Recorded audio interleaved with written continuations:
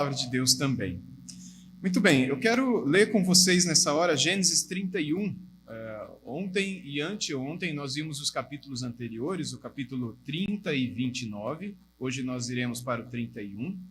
E ontem, de um modo especial à noite, nós vimos como Jacó teve os seus 11 filhos e como ele enriqueceu nos últimos 6 anos, em que ele permaneceu trabalhando ali para o seu sogro, que também era o seu tio, para Labão.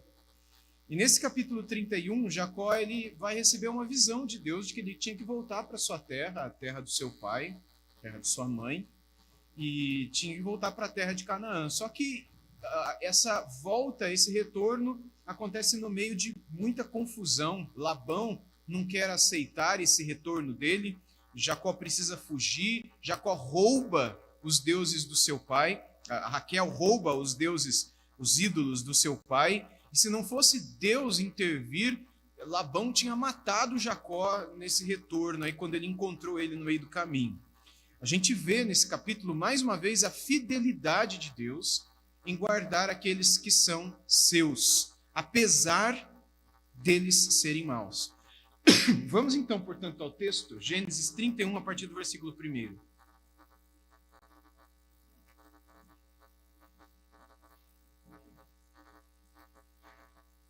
Jacó ouvia os comentários dos filhos de Labão, que diziam: Jacó se apossou de tudo o que era nosso, que era de nosso pai.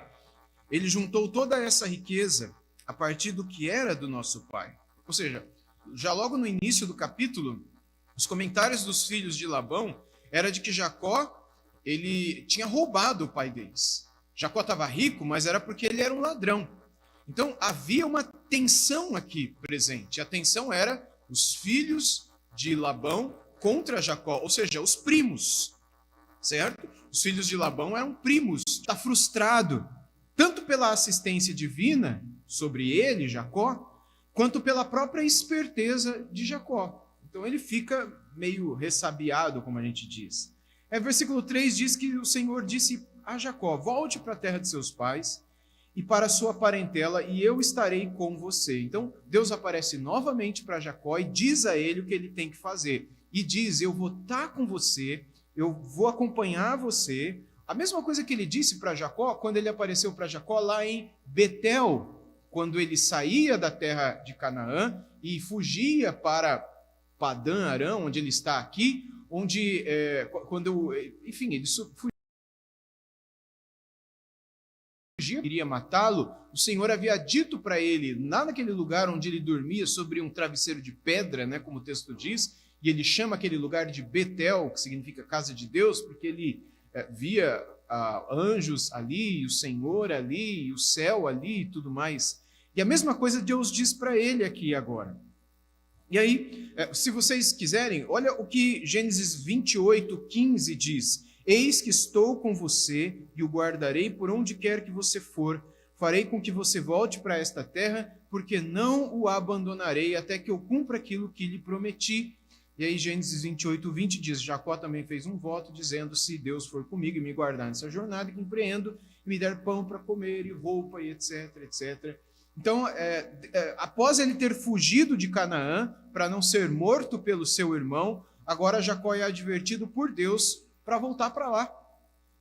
E Deus protegeria. Provavelmente na mente de Jacó viria a ideia, será que meu irmão estará me esperando para me matar? Será que quando eu voltar eu vou sobreviver às promessas de assassinato que ele fez quando nosso pai morrer? Será que meu pai está vivo? Depois de 20 anos que eu estou aqui nessa terra e não o vi mais, e a última vez que eu o vi, há 20 anos atrás, ele já estava cego, não reconhecia a minha voz, já estava pronto para morrer e disposto a abençoar o seu primogênito, no lugar de quem eu me passei, enganando o meu próprio pai. Será que ele vai estar vivo? Bem, voltando lá para 31, no versículo 4, o texto diz que então Jacó mandou vir Raquel e Lia ao campo para junto do seu rebanho. Então Jacó foi prontamente obediente à orientação de Deus. Se eu tenho que voltar, então eu vou chamar as minhas esposas e vou conversar com elas. E na tradição patriarcal daquele tempo, ele não precisaria pedir autorização para as esposas ou para a esposa, ele não precisaria conversar, pedir permissão, ele simplesmente deveria dizer: a gente vai para lá, a gente vai para cá, a gente vai partir, a gente vai ficar. Mas não, ele decide explicar a elas a sua decisão, esperando que elas aceitassem e não contassem nada para ninguém. Se elas não fizessem isso e elas contassem para as pessoas, e principalmente para o pai delas e para os irmãos delas, os planos de escapar provavelmente não iam dar certo. E aí o verso 5 e 6 diz que ele lhes disse: vejo que o rosto do pai de vocês não me é favorável como anteriormente. Porém, o Deus de meu pai tem estado comigo. Vocês mesmas sabem que com todo empenho tenho trabalhado para o pai de vocês. Ou seja, o versículo 6 deixa claro que elas sabiam disso. Elas sabiam o quanto Jacó havia trabalhado com todo afinco, com todo o coração para o pai delas. O quanto Jacó era empenhado, o quanto ele era dedicado. Jacó aqui só está reiterando aquilo que elas mesmas já sabiam. O verso 7 diz: mas ele me tem enganado, e por 10 vezes mudou o meu salário. Porém, Deus não permitiu que ele me prejudicasse. E Jacó aqui, ele abomina diante das duas, não é? A grande desonestidade do pai delas, a desonestidade do sogro deles. Por isso Jacó diz: Deus não permitiu. Ou seja, apesar dos esquemas dele, do Labão, Jacó, ele reconhece que o Senhor estava o abençoando. E apesar dos esquemas do próprio Jacó, porque Jacó também era alguém que fazia alguns esquemas, vocês lembram ontem à noite dele descascando alguns galhos, colocando na frente dos rebanhos, para que quando eles acasalassem, os animais nascessem listrados por conta das listras que ficavam na água, por causa dos galhos. Um misticismo daquele lugar, daquela época, no qual Jacó acreditou.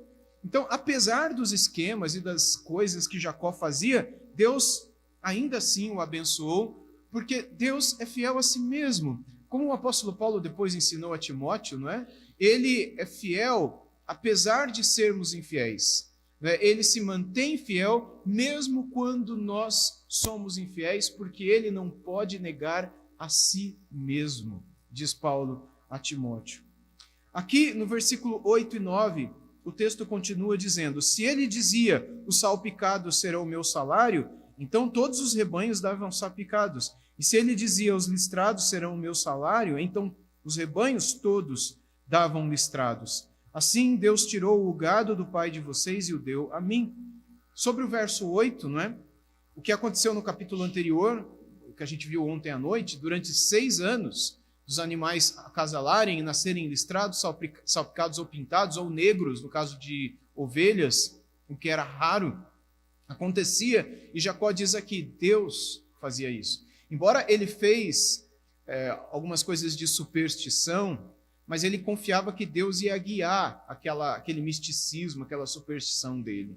Está errado isso, porque Deus condena esse tipo de superstição. Ele veio a condenar isso futuramente num dos descendentes do próprio Jacó, filho de Jacó com Lia, não é? Que foi Moisés, que era descendente de Levi, que era filho de Lia.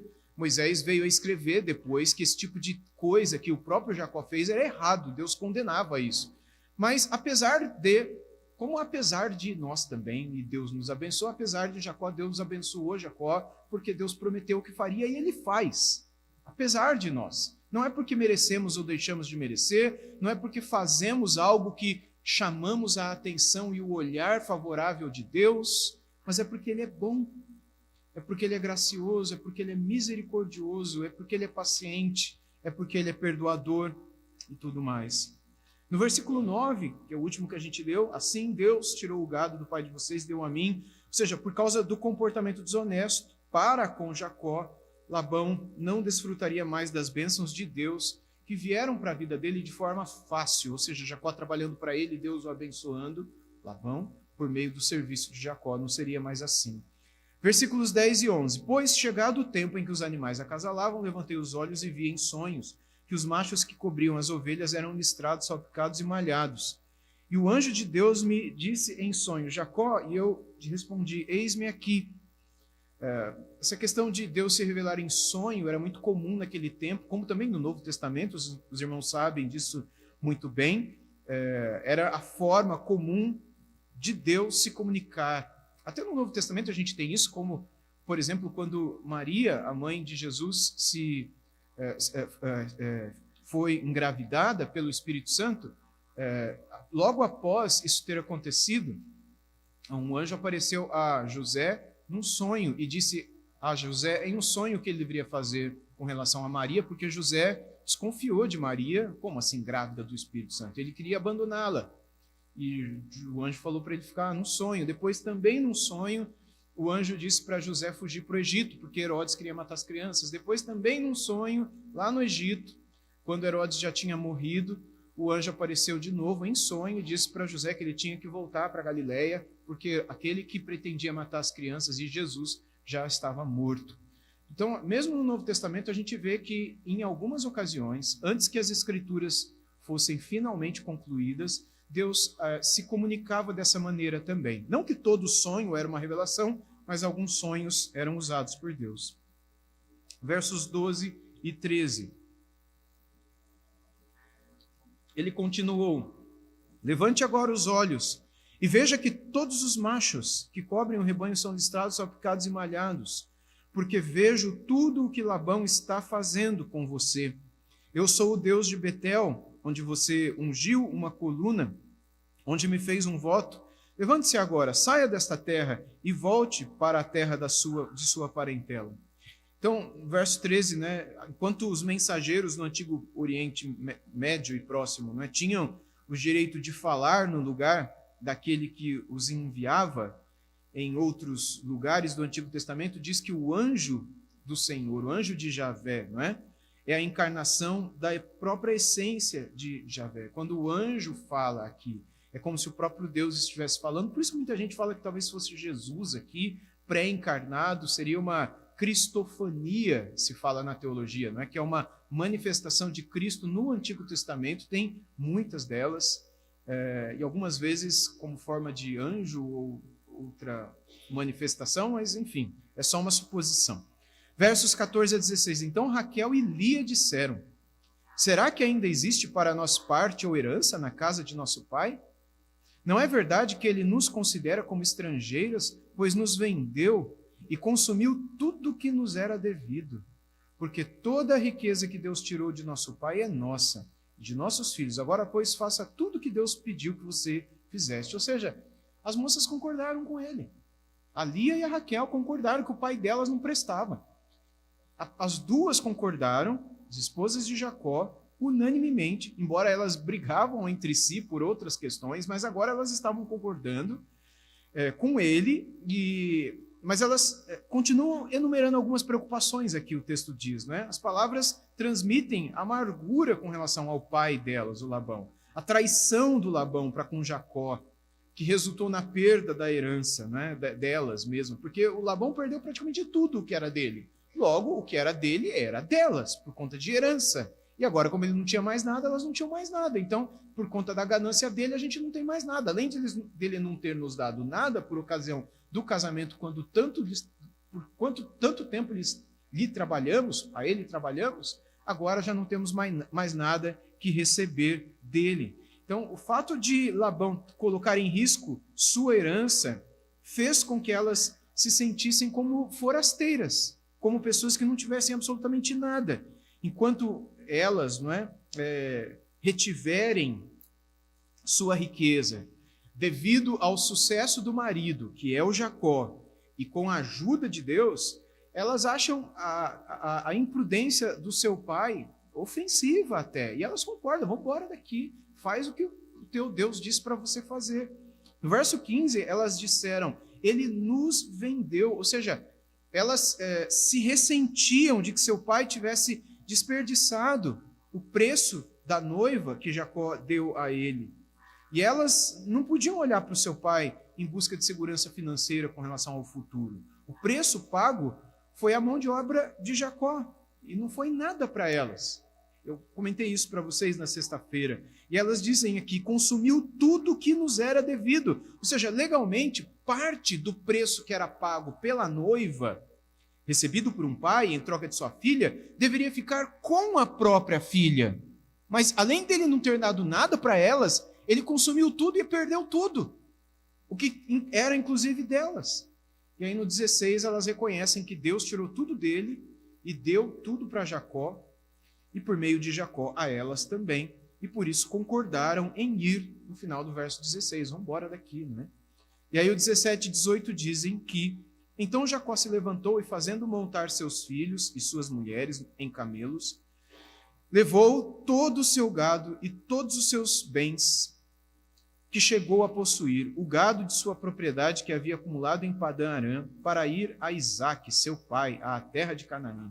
Ou seja, ele sai daquela região para onde ele foi fugir para voltar 20 anos depois. 19. Enquanto Labão tinha ido fazer a tosquia das ovelhas, Raquel roubou os ídolos do lar que pertenciam a seu pai. Aí fica a pergunta para a gente, né? Por que a Raquel fez isso? Porque ela já tinha visto a presença, o poder, o agir, já tinha ouvido das promessas, já tinha tido um filho reconhecido e orado ao Deus do marido dela. Por que ela rouba os deuses do pai dela? A resposta é porque o coração dela era idólatra e ainda se apegava aos deuses babilônicos. Padã-Arã, que é essa cidade aqui, fica na Babilônia, no sul da Babilônia, ao sul de Ur, mais ao sul de Babel, ou a própria cidade de Babilônia, não é? Que é a capital do reino, digamos assim, da Babilônia. E ela rouba aqueles ídolos que eram comuns em toda aquela terra. Por que ela faz isso? Eles eram deuses domésticos, como a gente vê em outros livros do Antigo Testamento, porque esses deuses eram queridos pelos judeus também. E a gente vê ao longo de todo o Antigo Testamento Deus falando contra Baal, Astarote, Ishtar, Inaná, Nimrod, Semiramis, Tamuz e outras divindades, todas oriundas dos deuses babilônicos. Todas. E acompanham Israel o tempo todo. Só no Novo Testamento que a gente não vê. Esses deuses domésticos, eles traziam uma espécie de crendice de que com eles em casa, a nossa casa vai ser protegida, igual o Salmo 91, né?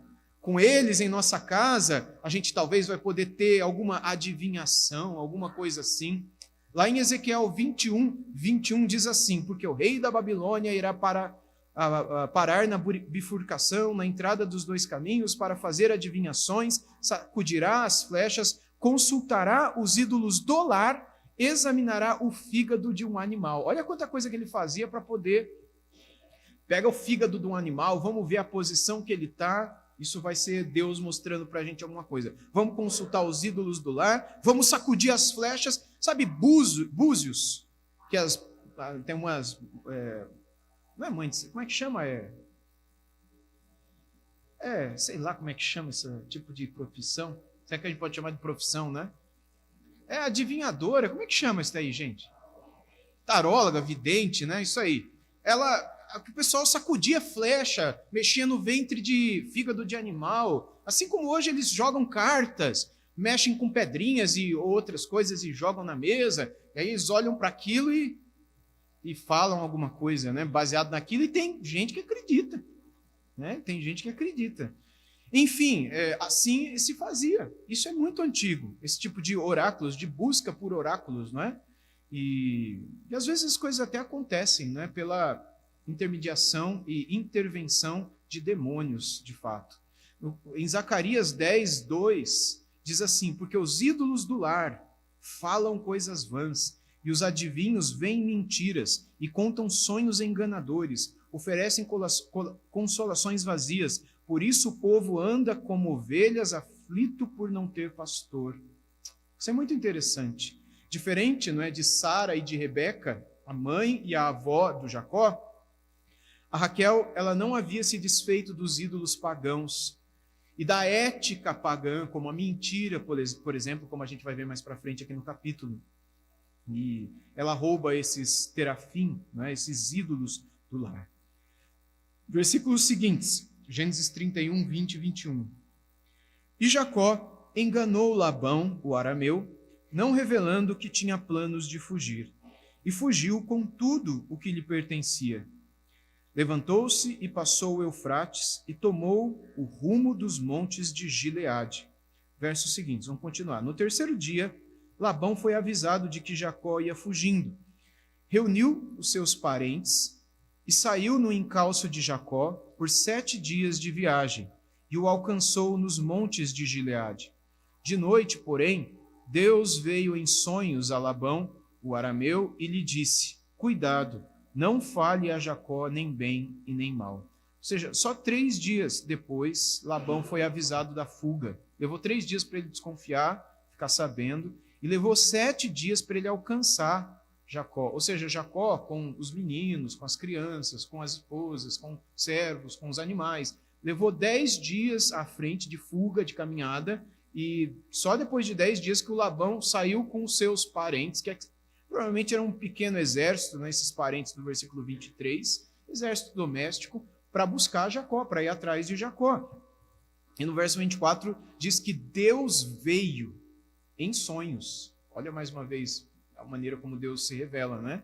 Deus soberanamente protegendo Jacó, como ele fez com Abraão, como ele fez com Isaac anteriormente, em outras situações, e como ele mesmo disse que faria com Jacó durante a sua viagem de volta lá para a terra de Canaã.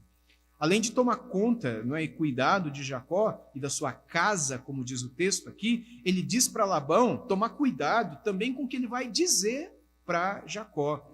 Provavelmente para não contrariar a direção de Deus na vida de Jacó, com relação às esposas, que eram filhas dele, né? Os netos dele, filhos de Jacó, com as irmãs. Então, Deus protege Jacó, porque Labão certamente o mataria, como ele diz que o faria mais para frente. Versos 25 e 26. Labão alcançou Jacó. Este havia armado a sua tenda naqueles montes, os montes de Gileade, né? E também Labão armou a sua tenda com seus parentes nos montes de Gileade. E Labão disse a Jacó: que foi que você fez? Você me enganou e levou as minhas filhas como se fossem prisioneiras de guerra. Que foi que você fez? Verso 26, não é? Essa expressão ocorre muitas vezes, está relacionada com algo muito errado que foi feito. Que foi que você fez? E, ironicamente, essas foram as mesmas palavras que Jacó tinha dito para ele quando descobriu que foi enganado por ele, 14 anos atrás, no casamento. Que foi que você fez? Eu trabalhei pela Raquel e você me deu a Lia, não é? Agora o Labão está dizendo para Jacó: que foi que você fez? É a carne da mesma carne, é o enganador enganando o enganador, não é? É o trapo do mesmo trapo. E aí no verso 27 diz: porque você fugiu em segredo e me enganou, e não me disse nada, eu teria despedido com alegria, com cânticos, com tamborim e com harpa. Labão não parece estar sendo honesto aqui, com certeza ele não faria isso. E aí o verso 28 a 30 diz: e por que não permitiu que eu beijasse os meus netos e as minhas filhas? Nisso você agiu como um tolo. Tenho em minhas mãos poder para fazer mal a vocês. Mas ontem à noite, o Deus do pai de vocês me falou e disse: cuidado, não fale a Jacó nem mal nem bem nem mal. E agora que você partiu de vez, pois está com saudade da casa do seu pai, por que roubou os meus deuses? Então, ou seja, um pouco mais de conversa mole, né? E por fim, a preocupação com os deuses dele. Eu teria me despedido, eu teria feito isso, teria feito aquilo, e agora eu estou com vontade de te matar, e se o teu Deus não tivesse me aparecido, era isso que eu faria. Mas por que você roubou meus deuses? Verso 31, Jacó respondeu: porque tive medo. Não questão dos deuses, mas questão da despedida e da fuga. Porque tive medo, eu pensei assim: para que não aconteça que me tome à força suas filhas. Ou seja, Jacó não admite ter roubado os ídolos, ele não sabia nada a respeito disso, dos ídolos, ele está apenas respondendo a pergunta sobre a partida. Por que você partiu e não permitiu que eu me despedisse? Ou seja, eu tive medo de que você não permitisse que eu partisse ou roubasse e ficasse com as filhas suas, as servas, e também com os meus netos. Verso 32 a 34. Aí Jacó parte para a questão dos ídolos que foram roubados. Que seja morto aquele com quem o Senhor achar os seus deuses. Na presença de nossos parentes, verifique o que pertence ao Senhor, e se estiver comigo, pode levar embora. Acontece que Jacó não sabia que Raquel os havia roubado. Labão entrou na tenda de Jacó, na tenda de Lia, na tenda das duas servas, mas não achou nada. E tendo saído da tenda de Lia, entrou na tenda de Raquel. Ora, Raquel havia pego os ídolos do lar e depois de colocá-los na sela de um camelo, ela estava sentada sobre eles. E Labão apalpou toda a tenda e não os achou. Então, vejam, né, gente, como a gente vê em outros lugares do Antigo Testamento, como esses ídolos são ridículos, né? Eles precisam de uma moça para protegê-los, né? Para escondê-los, né? Eles não têm poder nenhum, eles precisam ser protegidos por uma mulher que mente para escondê-los. É isso que Deus diz por meio de alguns profetas, por meio dos salmos, né? Eles têm boca, mas não falam, têm olhos, mas não veem, têm ouvidos, mas não ouvem, têm mãos, mas não atuam. Eles não podem fazer nada. Eles são vazios como vazios são os que os adoram. Eles não têm poder nenhum, mas aqueles que os adoram são tão cegos que acreditam que eles são alguma coisa, e que às vezes precisam protegê-los. Como às vezes tem alguns cristãos que acham que precisam defender a Deus, por exemplo. Proteger. Nosso Deus não precisa de defesa, de proteção, de qualquer coisa. Ele é soberano, ele é o nosso Deus, ele é aquele que nos protege, que nos defende, que nos guarda. Ele é quem cuida de nós e não nós quem cuidamos dele, não é? Enfim, a Raquel, ela está tão cega na idolatria dela que ela não consegue perceber. Veja uma coisa interessante, não é? Lá em Levíticos 15, nos versículos 19 a 24, Levítico 15, 19 diz assim, isso tem a ver com o que vai acontecer aqui no texto agora. A mulher, quando tiver o fluxo de sangue, ou seja, estiver menstruada, se este for o fluxo habitual do corpo dela, estará 7 dias na sua menstruação, e quem tocar ficará impuro até a tarde. Não pode tocar na mulher. 7 dias. Tudo sobre que ela se deitar durante a menstruação ficará impuro, e tudo sobre o que se assentar ficará impuro. Ela estava sentada em cima de um lugar debaixo do qual estavam os deuses. Estão entendendo? Quem tocar no leito dela levará suas roupas, se banhará em água e ficará impuro até a tarde. Quem tocar em alguma coisa sobre que ela, se tiver assentado, levará suas roupas, se banhará em água e ficará impuro até a tarde. Também quem tocar alguma coisa que estiver sobre a cama ou sobre aquilo em que ela se assentou, esse ficará impuro até a tarde. Se um homem tiver relações com a mulher e a menstruação dela tocar nele, ficará impuro por 7 dias, e toda a cama sobre que ele se deitar ficará impura.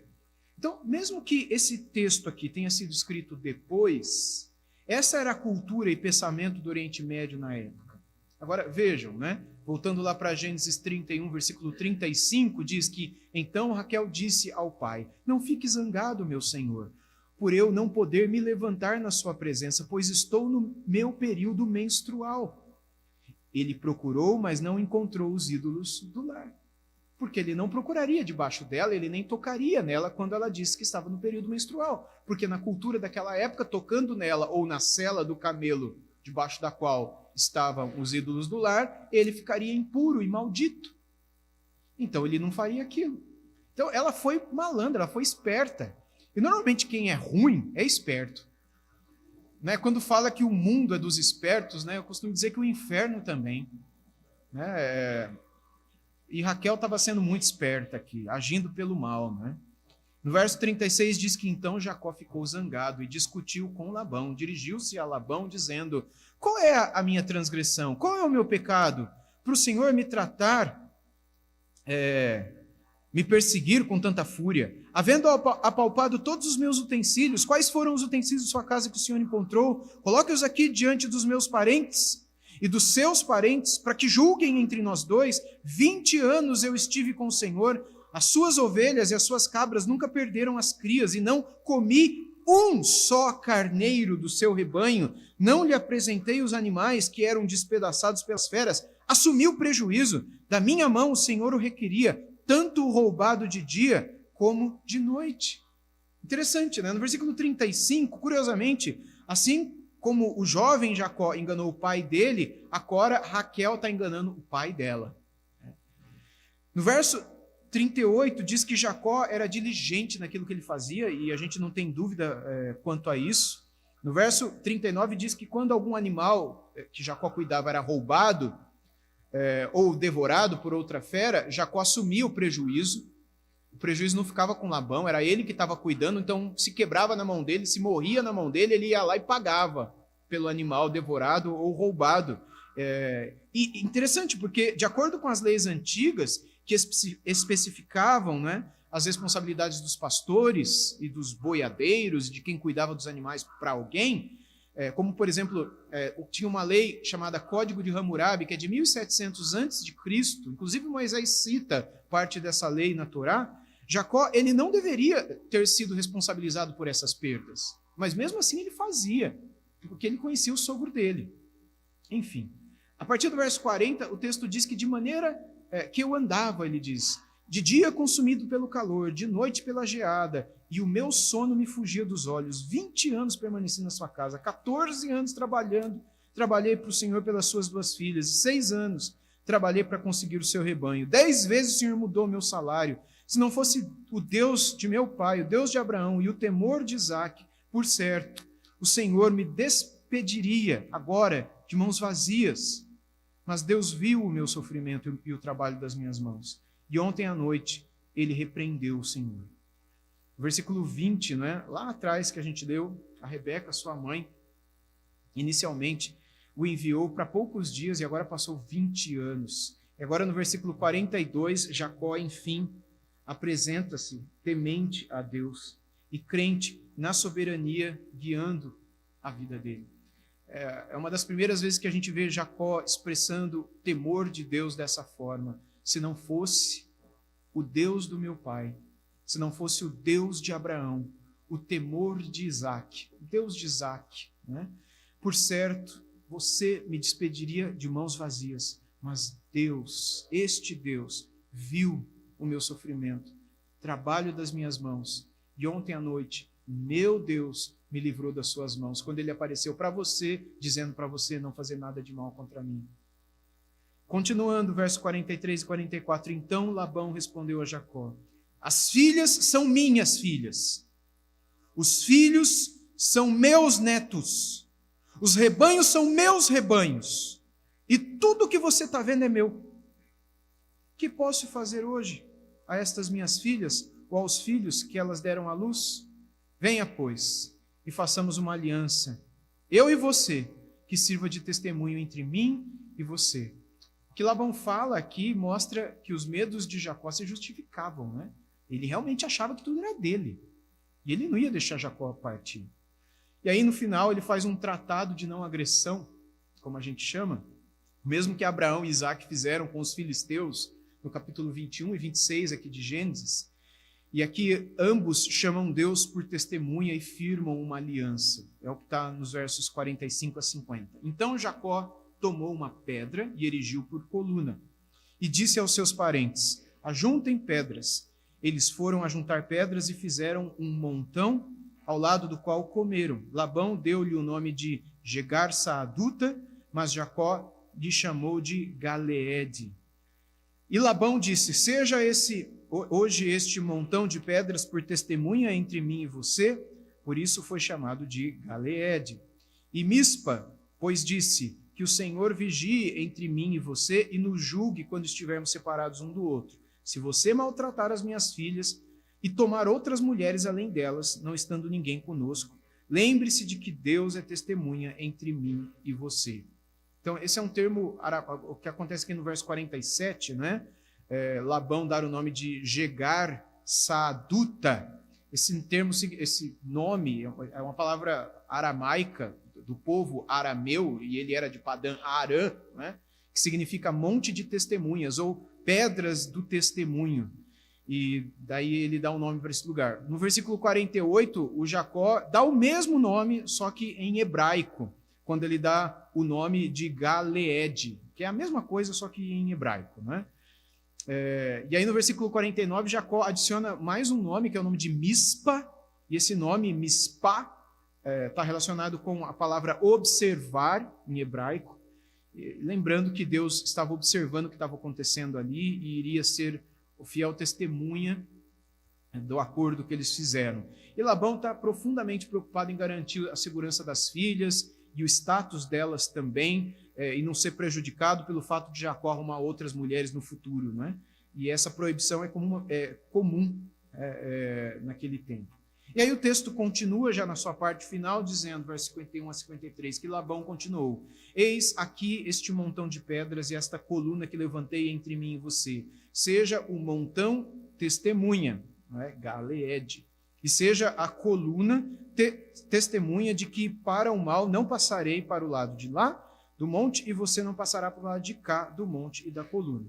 O Deus de Abraão e o Deus de Naor, o Deus do pai deles, julgue entre nós.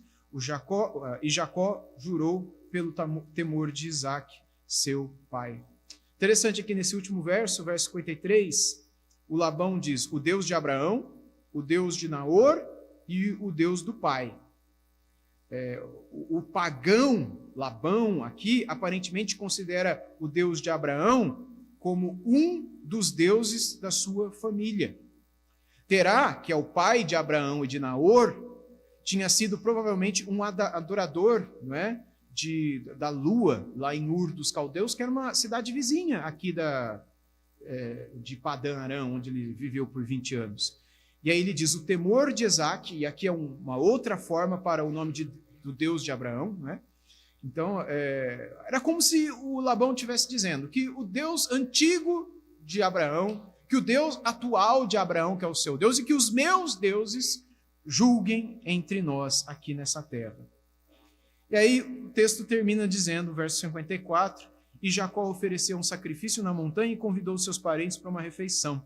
Eles comeram e passaram a noite na montanha. Na manhã seguinte, Labão se levantou de madrugada, beijou seus netos, suas filhas, e os abençoou, e partindo voltou para sua casa. Enfim, Labão termina a história com as filhas fazendo o que se esperaria dele, não é? Abençoando a vida delas. Eu quero concluir dizendo, meus irmãos, que através dessa história a gente aprende várias lições importantes para a nossa vida nos dias de hoje. Em primeiro lugar, Deus nos lembra que Ele está sempre conosco, apesar de nós. Mesmo nos momentos difíceis. Deus estava com Jacó e com a família dele, mesmo que tivesse gente fazendo coisa errada dentro da família dele. Deus não traz maldição porque alguém da nossa família está fazendo alguma coisa errada. Não era porque Raquel tinha roubado os ídolos do pai, estava mentindo para o pai que Deus deixaria de abençoar Jacó e diria: agora eu não entro mais na casa de você e deixo o Labão fazer o que ele quiser. Deus é bom, Deus é Deus, apesar de nós. É óbvio, Ele requer nosso arrependimento, é óbvio, Ele requer a nossa mudança de vida, de direção, transformação, confissão de nossos pecados. Ele espera transformação, conversão e tudo mais. Mas o nosso Deus, quando promete algo, e Ele o faz nas Escrituras, como o texto que lemos nessa manhã aqui do Salmo 91, Ele o cumpre por causa dele, por conta da sua fidelidade à sua própria palavra. Quando a gente enfrenta desafios, ou quando a gente se sente, não é, sozinho, Deus está cuidando de nós durante todo aquele momento. E Ele vai nos proteger, assim como Ele fez com Jacó. Esse conhecimento deve ser reconfortante para cada um de nós, especialmente quando a gente está passando por alguns momentos mais difíceis na nossa vida, quando a gente se sente esquecido ou abandonado por Deus. Em segundo lugar, a história nos mostra a importância de fazer as pazes com nossos inimigos, né? Apesar do conflito entre Jacó e Labão, eles chegaram a uma solução pacífica no final de tudo, aqui fizeram uma aliança entre si. Quanto mais nós, não é, como cristãos, a gente é chamado a amar os nossos inimigos e orar pelos que nos perseguem. Jesus nos colocou num nível além do que aquele que nós vemos acontecendo nesse texto aqui. A palavra também nos ensina no Novo Testamento que a gente deve buscar a santificação, isso está lá em Hebreus, não é? E a paz com todos, seguir a paz com todos e a santificação, sem a qual ninguém verá a Deus. Nós devemos buscar ter paz com todas as pessoas, e essa tarefa é muito desafiadora, mas é uma tarefa que devemos empreender, fazer, viver, porque ela é a única maneira de construir uma comunidade, uma igreja, uma família pacífica, harmoniosa e que glorifica a Deus enquanto vivendo Deus espera isso de nós. A história também aqui de Jacó deixando a casa do sogro dele lembra a importância da gente confiar no plano de Deus, né, para a nossa vida. Se Deus nos orienta quanto a algo e nos direciona naquela situação e direção, confia no Senhor. Jacó teve que deixar tudo para trás, tudo que ele conhecia, e se aventurar no desconhecido, não sabendo se o irmão dele o mataria ou não, mas porque Deus disse para ele, como disse para Abraão, sai da tua terra e vai para uma terra que eu te mostrarei. Deus está falando isso para Jacó, sai daí agora e volta para a tua terra, sem falar o que vai acontecer. Só disse, eu vou te proteger, só vai. Mesmo quando ele nos tira da nossa zona de conforto, Deus está querendo mostrar para a gente que ele está cuidando de nós. E a gente não pode desconfiar disso. Deus cuida de nós apesar de nós. É preciso fé e coragem para confiar no plano de Deus, mas a recompensa, quando nós confiamos, ela vale muito a pena. E concluindo, meus irmãos, Gênesis 31 também é um poderoso lembrete da proteção de Deus, da importância de buscar a paz com os nossos inimigos, a necessidade de confiar no plano dele para as nossas vidas, que a gente deve levar a sério a vontade dele na nossa vida, que a gente deve levar a sério aquilo que nós aprendemos na palavra dele e sermos obedientes quanto a tudo aquilo que ele nos ensina em sua palavra, porque é o jeito dele dizer para nós, vai para cá, vai para lá, sai daqui, fica aqui, como ele fazia com o seu povo no passado, é nas Escrituras, seja lendo-as durante a semana, seja ouvindo-as durante o culto público, mas sermos obedientes à palavra do Senhor, porque é a maneira dele nos revelar, dele nos ensinar, dele nos edificar, dele nos guiar, nos instruir. Ela é um mapa, ela é a nossa bússola, ela nos dá a orientação que a gente precisa para viver. Lâmpada para os meus pés é a tua palavra e luz para o meu caminho. É isso que a palavra tem que ser para nós. A história de Jacó deixando a casa de Labão nos lembra da importância de nós confiarmos na palavra de Deus e nos planos que ele tem quando ele diz algo em sua palavra a respeito da nossa vida. Confiar, ter fé, fazer aquilo que ele diz, mesmo que nós estejamos vivendo uma situação muito difícil. Lembrando sempre de Cristo, no seu momento mais difícil, quando ele, no Getsêmani, disse, Pai, se possível, passa de mim esse cálice de sofrimento, mas que não seja feita a minha vontade, mas a tua. Essa deve ser a nossa palavra também. E ele foi até o final, fazendo a vontade do Pai e a vontade dele também, porque ele disse que voluntariamente ele dava a sua própria vida. E o Senhor o guiou, o Senhor o protegeu e o Senhor o recompensou. E aqui estamos todos nós hoje, graças à entrega de nosso Salvador na cruz do Calvário. Que nós possamos ser fiéis ao Senhor e às orientações que Ele nos dá em sua palavra. E que nós sejamos gratos e o adoremos, não é? Como Ele espera ser adorado, porque Ele está presente sempre em nossas vidas, mesmo que silenciosamente, cuidando de nós, apesar de nós. Oremos. Senhor, muito obrigado por essa certeza que o Senhor nos dá por meio da Tua palavra. Obrigado, Senhor Deus, porque nós vemos isso claramente na vida de Jacó, com a sua família. Vemos, ó Deus, como ele era indigno. E comparando com nós sabemos que nós também somos indignos. Vemos, ó Deus, como ele errou, suas esposas erraram, e nós sabemos que nós também erramos, e erramos tanto. Mas, por outro lado, Senhor, vemos o quanto o Senhor esteve ali presente, e isso traz conforto por saber que o Senhor é o mesmo, e por amor não muda, e que o Senhor também está presente hoje aqui. E conforto ao sabermos, Senhor, que se nos arrependermos e se reconhecermos o Senhor e buscarmos e confiarmos, como Jacó fez aqui no final desse capítulo, reconhecendo que o Senhor estava com ele, que ele decididamente iria obedecer o Senhor e fazer a tua vontade, que se nós fizermos isso também, Senhor, não nos faltará o teu cuidado e a tua presença em momento algum. Ajuda-nos a sermos fiéis assim. Ajuda-nos, ó Deus, a sermos ouvintes e praticantes da tua santa palavra. Ajuda-nos, porque nós somos pó. O Senhor conhece a nossa estrutura. E o Senhor sabe o quanto nós somos fracos e o quanto nós precisamos de Ti. Ajuda-nos para a Tua glória e para o nosso bem. Em nome de Jesus. Amém.